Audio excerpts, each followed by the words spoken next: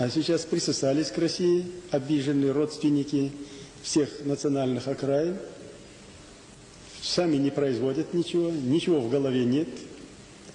Ни экономической программы, ни производственной программы, ни пути политического развития с учетом реалий. И обиженные: вот давай, Россия, корми нас. Мы с тобой вошли, подписали федеративный договор.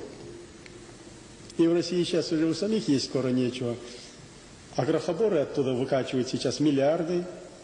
То на развитие экономики, то обиженные эти. И ходаки там стоят в Кремлях, и им с удовольствием дают, но пополам. Половина тебе, половина мне. Зарубежные счеты пошли наполняться долларами с переводами у обоих. А народу достается один воздух. И вот все сидят на воздушных подушках.